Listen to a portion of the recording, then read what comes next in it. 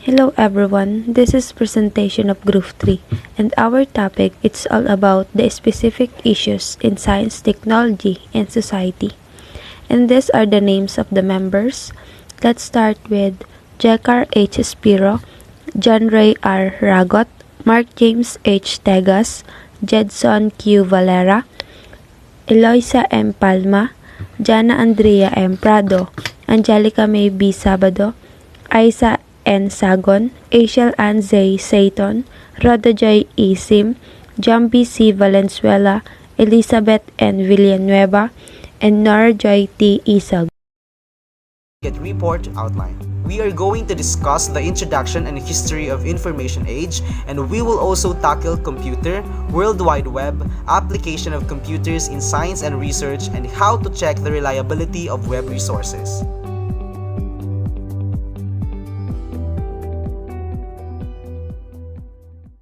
Highly modernized, automated, data-driven, and technologically advanced. These best describe our society nowadays, as evidenced by how information can be transferred or even shared quickly.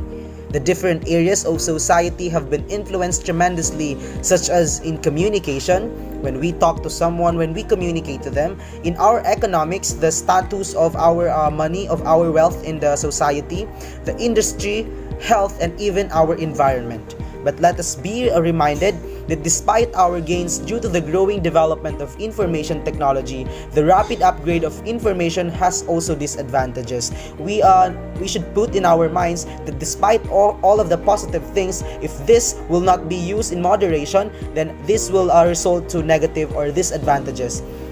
In our generation, our daily life is accompanied by endless transmission of information that takes place within and outside the human body, whether in our homes, in workplace, schools, or even in the small talks we do.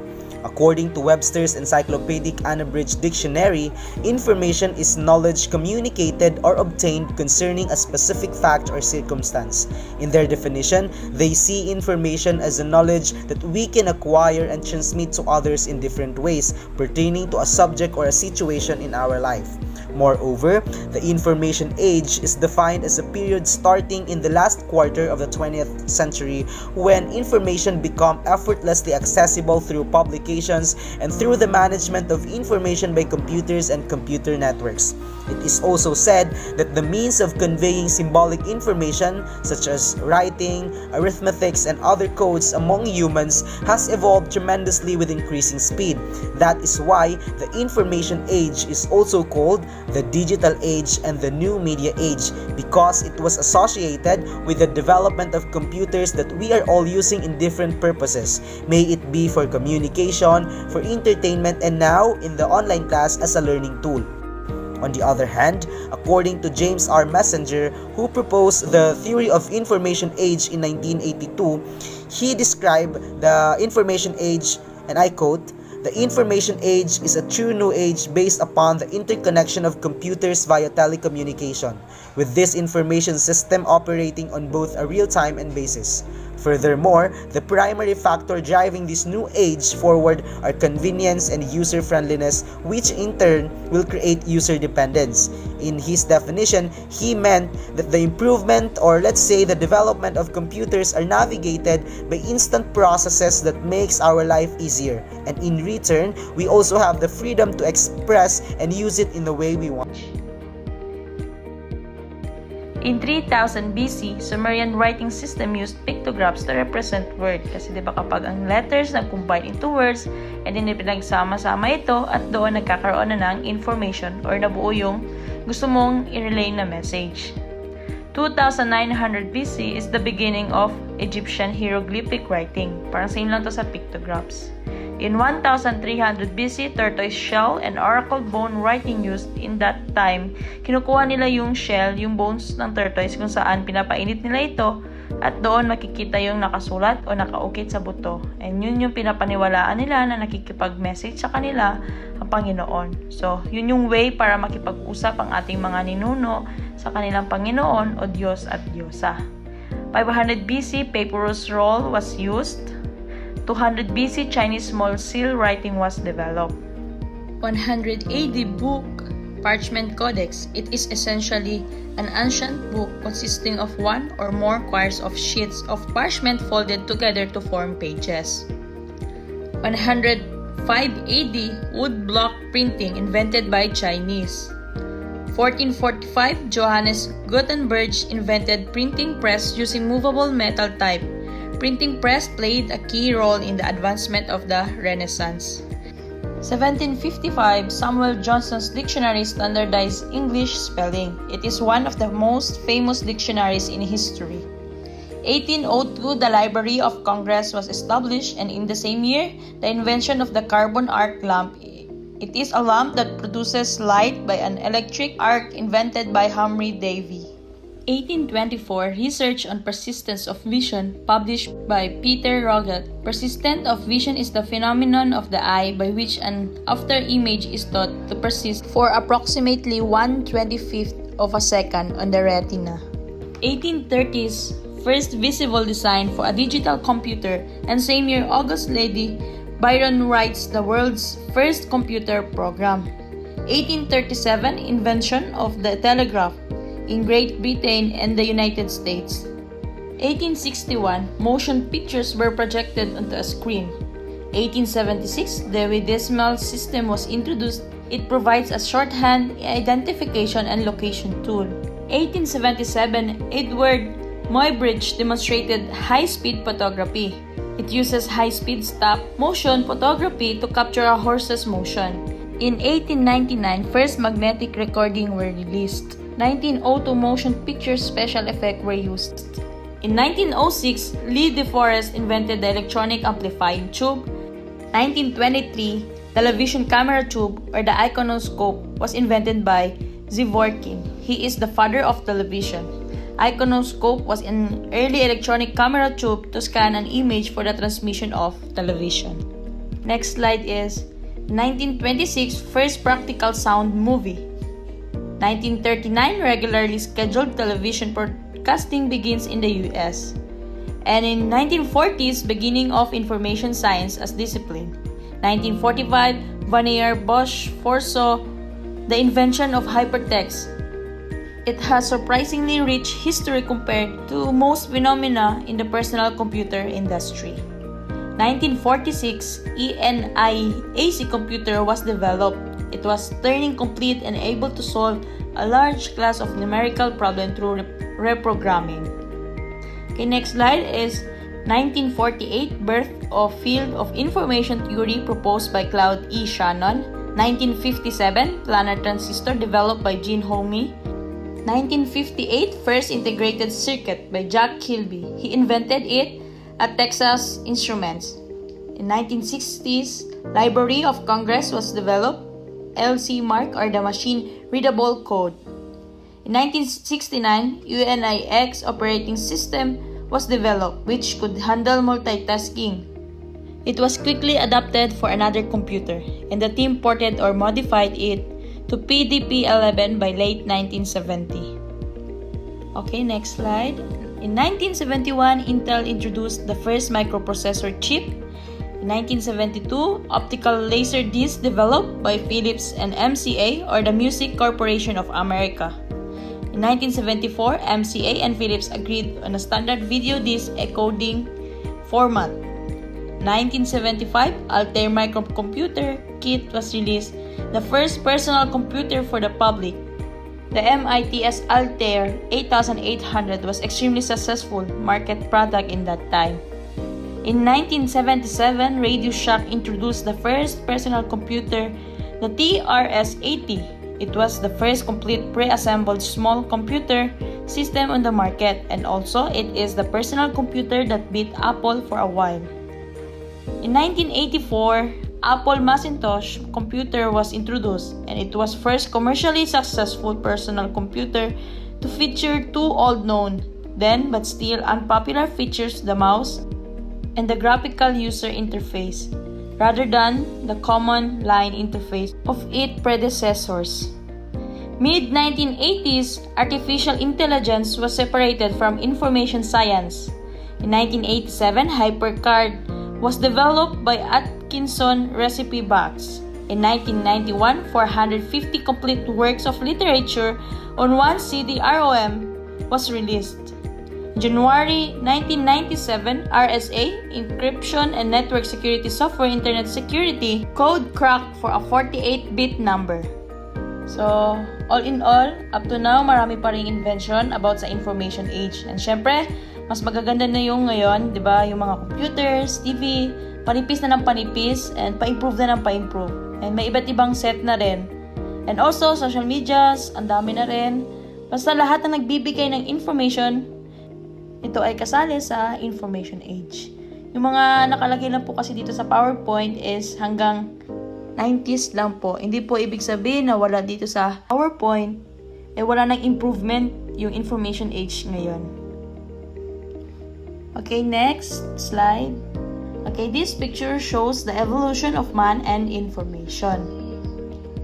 As man evolved, information and its dissemination has also evolved in many ways. Eventually, we no longer kept them to ourselves. Instead, we share them and manage them in different means. Information got ahead of us. It started to grow at a rate we were unprepared to handle. Because of the abundance of information, it was difficult to collect and manage them starting in the 1960s and 1970s. During the 1980s, real angst set in. Richard Wurman called it information anxiety. Because of too much dependent information, ito ang nagiging negative natin, the information anxiety. Human cause of information overload because of too much information that is available in the market or in the surroundings. Nagkakaroon tayo ng overload information. Di natin alam kung ano yung tunay dahil sa dami na ng invention o naiimbento na bagay. Di natin alam kung ito ba ay mali o tunay o ayos.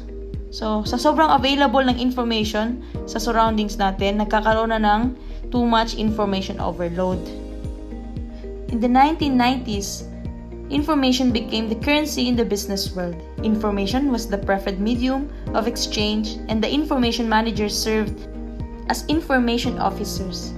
In the present generation, there is no doubt that information has turned out to be commodity, an overloaded product, mass-produced, and unspecialized. Soon, we become overloaded with it. Different authors have diverse, constructing ideas on the evolution of the information age. In spite of this, we can still say that information is a very important tool that helps improve our way of life. One thing is for sure, the information age will continue to move forward and far greater than our minds could imagine. Thank you. Next reporter. Some facts on the information age made by Robert Harris in his article. So, first fact, the information must compete. A need exists for information to stand out and be recognized in the increasing clutter, the data smog that surrounds us. Second fact, newer is equated with truer. We have lost the sense that any fact or value can endure. Third fact, selection is a viewpoint. Here, if you want to receive a more balanced view of reality, choose multiple sources for your information and don't just look for one or choose for one. Choose multiple sources. Fourth fact, the media sells what the culture buys. In other words, information is shaped or driven by cultural priorities. Fifth fact, the early word gets the perm. The first media outlet to cover an issue often defines the terms, context, and attitudes surrounding it. Sixth fact, you are what you eat, and so is your brain. If certain ideas are never presented to you, you cannot draw adequate conclusions. Unless only draw conclusions unless all the ideas and information are already presented to you. Seventh fact, anything in great demand will be counterfeited. The demand for incredible knowledge, scandals, and secrets is ever present. Hence, many events are fabricated by tabloids, publicists, other agents of information fraud. And this is common in international artists, especially in Hollywood. So, the 8th fact, all ideas are seen as controversial. It is almost certainly impossible to make any assertion that will not find some supporters and some detractors. 9th fact, undead information walks ever on.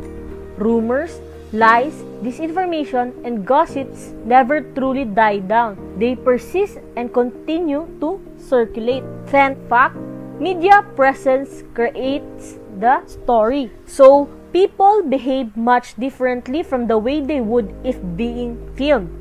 When the media are present, especially film news or television media, so nag-iiba talaga sila kapag iba yung pinapakita nila sa film at iba yung pinapakita nila kapag walang camera. 11th fact, the medium selects the message. Television is mainly pictorial, partially oral, and slightly textual. So, visual stories are emphasized. Fires, chases, and disasters. And last fact, the whole truth pursuit. The information that reaches us is usually selected, verbally changed, or charged. They are filtered, slanted, and sometimes fabricated. What is neglected is often even more important than what is included. That would be all in the facts on the information age. Computer. First off, what is a computer? A computer is an electronic device that stores and processes data information. According to ushistory.org in 2017, a computer runs on a program that contains the exact step-by-step directions to solve a problem. Computers are most important contribution of advances in the information age of society. So, as we all know, computers are now a fact of life. It makes people's lives easier, comfortable, and more bearable. Sinasabi dito na computers are most important contribution of advances in the information age of society, which is indeed true even today kasi kahit tayo na-experience natin kung gaano ka-convenient ang paggamit ng computers. Now, let us know more about computers by identifying its types. First, we have personal computers and desktop computers. Personal computer. A personal computer is a single-user instrument. It is first known as microcomputers since they were a complete computer but built on a smaller scale than enormous systems operated by most businesses. Generally, a personal computer was designed to be used by a single end user or an individual lang with no intervening computer operator. So, it is basically a small computer whose size, capabilities, and price are suitable for a particular user lang. If you're wondering what's the difference between a personal computer and a desktop computer, it is basically wala. Wala silang difference is because a desktop computer is an example of personal computers. Other examples include laptop, tablet, or handheld PC na kung saan it is also used by a single end user. Second type of computer is a desktop computer. A desktop computer is described as a PC or personal computer that is not designed for portability. The assumption with a desktop is that it will be set up in a permanent spot. Meaning, kahit na personal computer siya, what makes it different from it is that a desktop computer is mainly designed to stay in a single location and set up in a permanent spot. A desktop computer is a personal computing device designed to fit on top of a typical office desk or table due to its size and power requirement. And from the term itself, desktop, meaning the top surface of a desk. On the other hand, a workstation is simply a desktop computer that has a more powerful processor, additional memory, and enhanced capabilities for performing special group of tasks such as 3D graphics or game development. Also, the difference between a personal computer and workstation is that PC has enough power to do most tasks such as email, web surfing, and word processing. But a workstation has a more power. It can handle animation, data analysis, and photorealistic renderings as well as video and audio creation and editing. For the other types of computer, we have laptops, PDAs or personal digital assistants, and server. Laptops. Laptops are portable computers that integrate the essentials of a desktop computer in a battery-powered package, which are somewhat larger than a typical hardcover book. They are commonly called notebooks. So, ang laptop computer is a small personal computer lang which are designed to be more portable than traditional desktop computers, with many of the same abilities lang of course.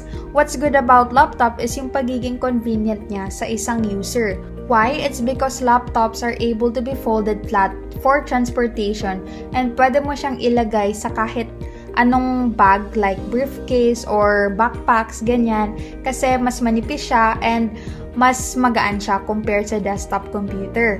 Basically, a laptop derives its name from being able to be used by resting on a person's lap without the need for a desk or other surface. Laptop computers may also be referred to as a notebook computers. The fourth type is personal digital assistants or PDAs. Personal digital assistants are tightly integrated computers that usually have no keyboards but rely on a touch screen for user input.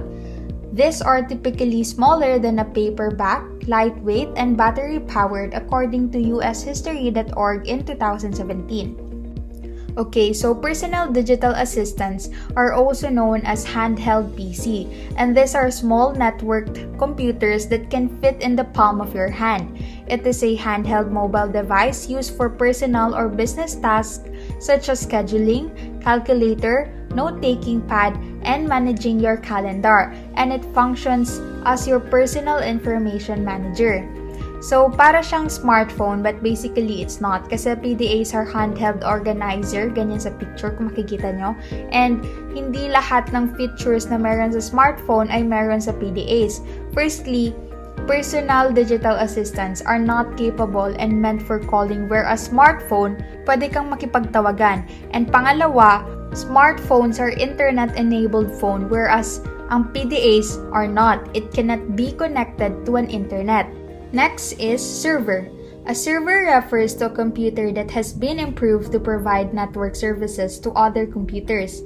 Servers usually boast powerful processors, tons of memory, and large hard drives, according to ushistory.org in 2017.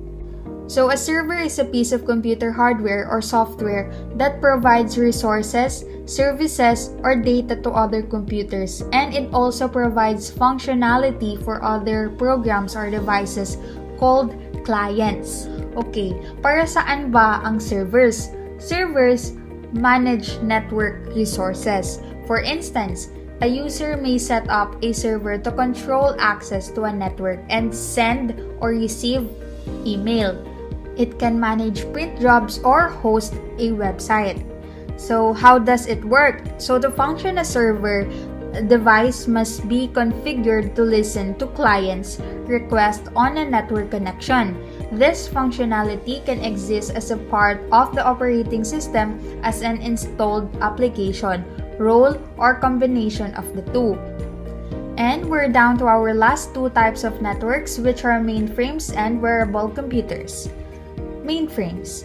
Mainframes are huge computer systems that can fill an entire room. They are used especially by large firms to describe the large, expensive machines that process millions of transactions every day. The term mainframe has been replaced by enterprise server. Although some supercomputers are single computer systems, most comprise multiple, high-performance, parallel computers working as a single system, according to ushistory.org in 2017. Itong mainframes naman are a type of computer that generally are known for their large size, amount of storage, processing power, and high level of reliability. And it first appeared in the early 1940s. Large organizations primarily use them for mission-critical applications requiring high volumes of data processing, which normal computers cannot do. And one advantage that can be considered on a mainframe computer is that when it comes to scalability, mainframes provide the ideal platform for big data analytics, data warehouses, production processing, and web applications while supporting millions of users with superior performance. And the last type of computer is the wearable computers. Wearable computers involve materials that are usually integrated into cell phones, watches, and other small objects or places. They also perform common computer applications such as databases, email, multimedia, and scheduler, according to ushistory.org in 2017. A wearable computer is also known as a wearable or body-worn computer. It is a small computing device worn on the body. The main purpose of wearable computer is to serve as an effective tool for information processing. This allows you to work, communicate, entertain right along ensuring mobility and hands-free and eyes-free access to the device. And I know some of you are familiar with the Apple Watch, which is a perfect example of wearable computer na makikita natin everywhere. And a wearable computer is a more personal device compared to a laptop or smartphone as it is worn on the body, customized for the concrete person and gathered individual, often confidential information. And this ends with my part. Now let's move on to the next reporter.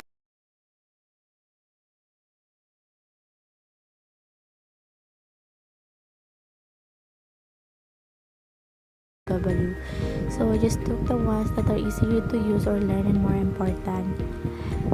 And this is how they are used and for what purpose. First, who invented the www and in what year? He is Tim Berners-Lee, a British scientist, invented the World Wide Web in 1989 while working at CERN or CERN. The web was originally conceived and developed to meet the demand for automated information sharing between scientists in universities around the world. What is full meaning of WWW? World Wide Web stand for World Wide Web. It is important to know that this is not a synonym for the internet.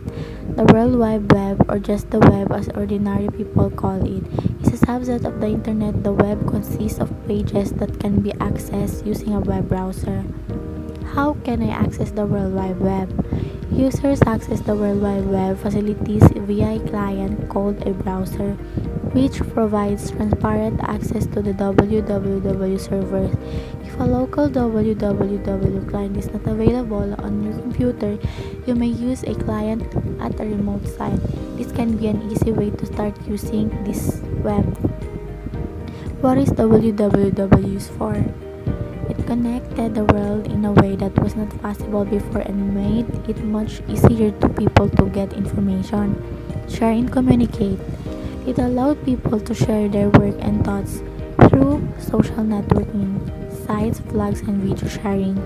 The World Wide Web made it much easier for people to share information.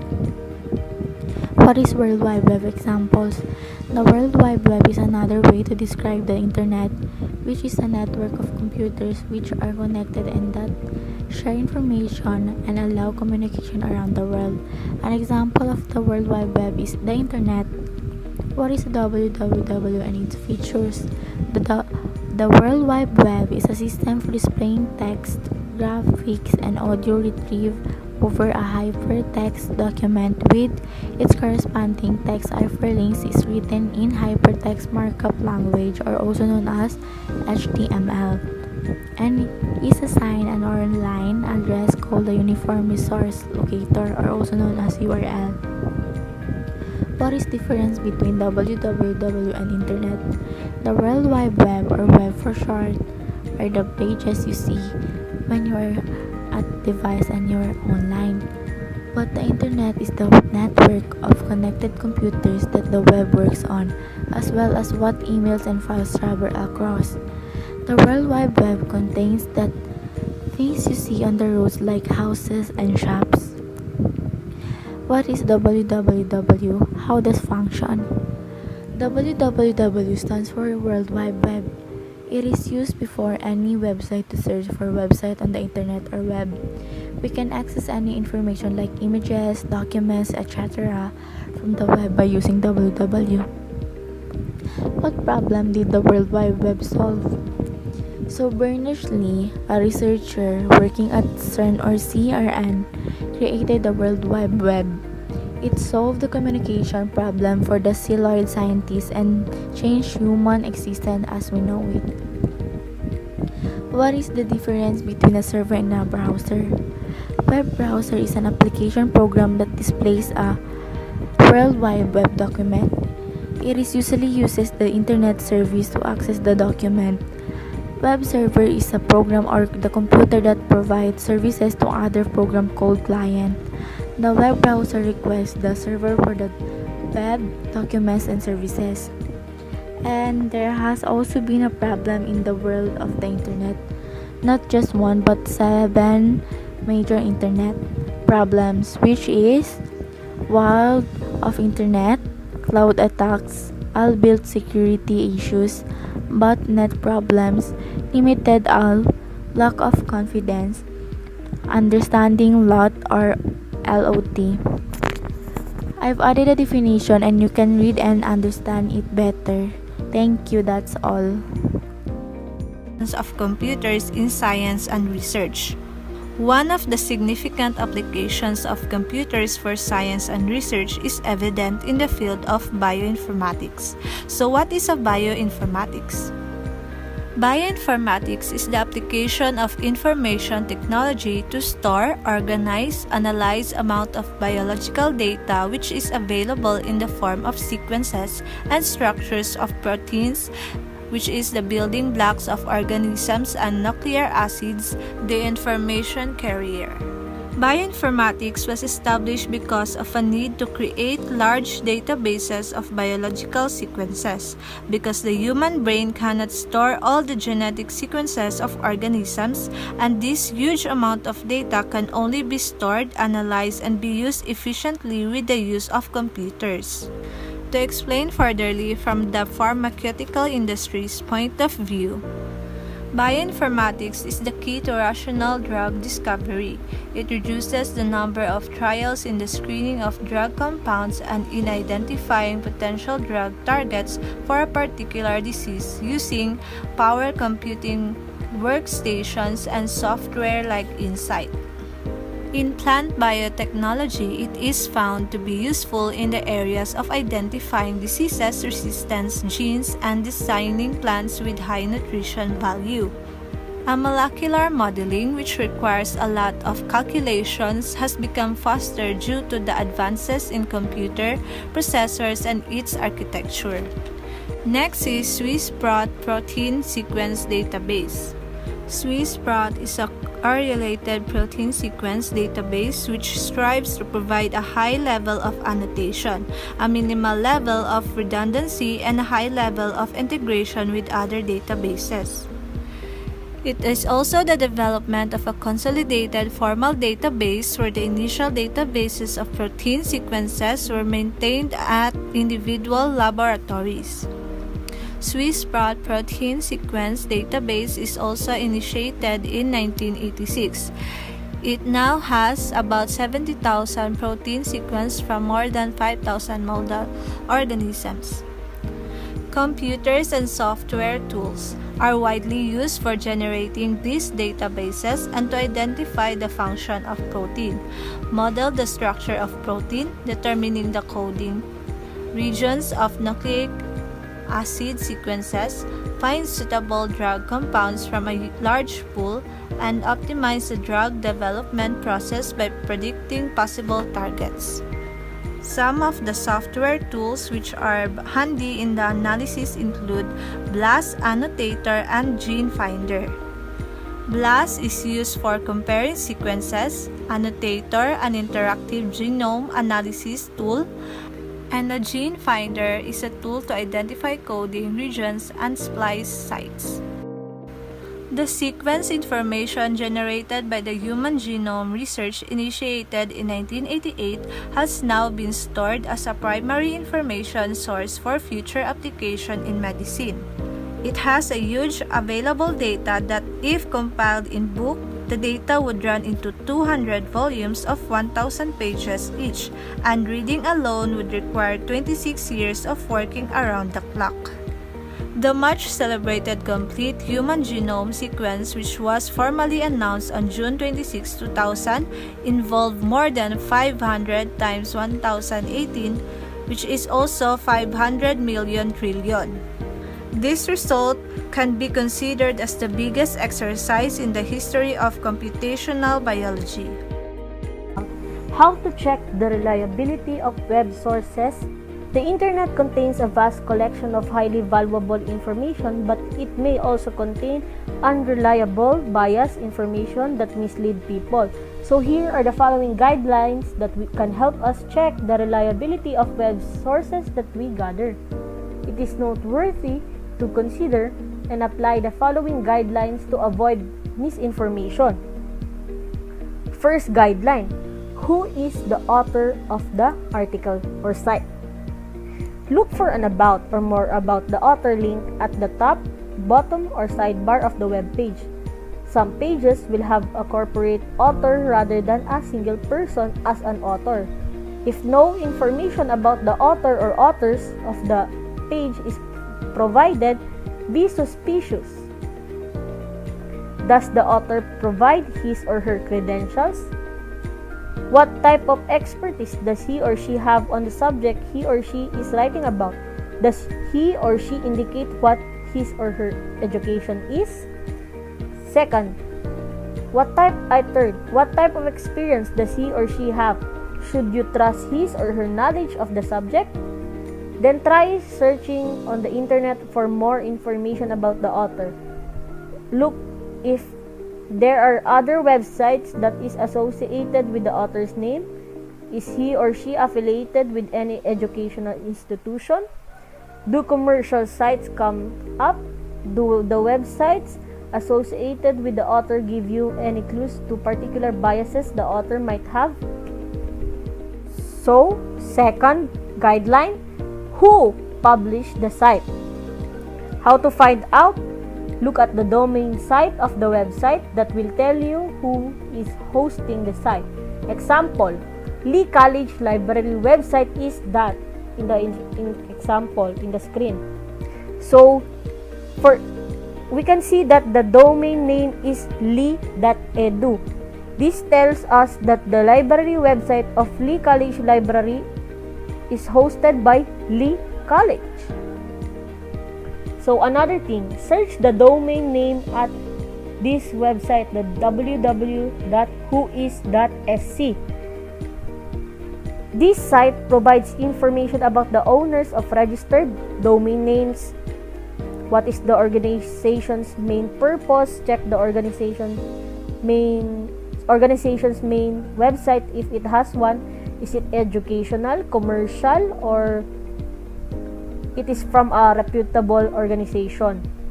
Do not ignore the suffix of the domain, because the suffix is usually but not always descriptive of what type of entity hosts the website. Keep in mind that it is possible for sites to obtain suffixes that are misleading. So here are some example. Pag yung suffix niya is .edu, it means educational. Pag .com means commercial. Pag .mil, ibig sabihin military. Pag .gov naman, government ang nagpapatakbo. Then .org, non-profit. So, dito naman tayo sa third guidelines. What is the main purpose of the site? Why did the author write it, or why did the publisher post it? So, is it to sell a product? Or is it a personal hobby? Or a public service? Or is it to provide general information on a topic? Or is it to persuade a particular point of view. Fourth guideline. Who is the intended audience? Is it scholars or the general public? Which age group is it written for? Is it aimed at people from particular geographic area? Or is it aimed at members of a particular profession or with specific training? Fifth guideline that we should look into. What is the quality of information provided on the website? Timeliness. When was the website first published? Is it regularly updated? Check for dates at the bottom of each page on the site. Second, does the author cite sources? Just as in print sources, web sources that cite their sources are considered more reliable. Then, what type of other sites does the website link to? Are they reputable sites? Last, what types of sites link to the website you are evaluating? Is the website being cited by others? So, that are some of the following guidelines that can help us check the reliability of our web sources. That would be all, and thank you. Samples of useful and reliable web sources. This is how to check the reliability of the web sources that we usually use or we might use in the future. The first one is AFA e-newsletter. This is founded by the Alzheimer's Foundation of America newsletter. Second, American Memory, the Library of Congress Historical Digital Collection. Third, Bartleby.com, Great Books Online, a collection of free ebooks including fictions, non-fictions, references, and verses. Fourth, Chronicling America. This is for the search and view pages from American newspaper from 1880 to 1922. Fifth, the Cyberbullying, a free collection of ebooks from eBrary plus additional reports and documents to help better understand, prevent, and take actions against these growing concerns. Next, drug information websites. The first one is National Library of Medicine's Medline Plus. Second, drugs.com. Third, PDR Health. These websites will help you to seek knowledge about drug informations. Next, Global Gateway, World Culture and Resources from the Library of the Congress. Google Books and googlescholar.com. These websites are known by the students, especially for those who tried to make research papers or the thesis, because in these websites there are related articles and references that you might use in your study. Next, history sites with primary documents. First, Amdocs, documents for the study of American history. Second, Avalon Project, documents in law, history, and diplomacy. Third, Internet Modern History Sourcebook, Colonial Latin America. And lastly, Teacher Oz's Kingdom of History. Next, Illinois Digital Archives, the Illinois State Library working with libraries, museums, and historical societies in Illinois provides this collection of materials related to Illinois history. Internet Archive, a digital library of internet sites and other cultural artifacts in digital form. Next, Internet Archive for Carly digitized resources. Internet Public Library. Next, IP12, a merger of Librarians Internet Indexed and Internet Public Library. Special interests may be include the Literacy Criticisms page, which can be found after clicking on the Special Collections link. Next, Librarians Internet Indexed. Next, Making of America, a digital library of primary sources in American social history. Maps from the University of Texas at Austin collection includes historical and thematic maps. Next, Nation Master, a massive central data source and a handy way to graphically compare nations. Next, nursing sites. The first one is AHRQ, or you can visit the link at www.ahrq.gov. Second, National Guidelines Clearinghouse, or you can visit the link at www.guideline.gov. And lastly, PubMed, or you can visit the link at www.nlm.nih.gov. Project Gutenberg, the first and largest single collection of free electronic books with currently over 20,000 e-books available. Next, SMOOP. This is used for literature, U.S. history, and poetry information written primarily by the PhD and master students from the top universities like Stanford, Berkeley, Harvard, and Yale.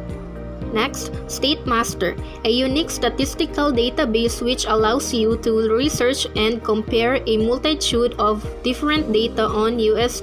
states using various primary sources such as the U.S. Census Bureau, the FBI, and the National Center for Educational Statistics. It is also uses for visualizations technology like pie charts, maps, graphs, and scatterplots to provide data.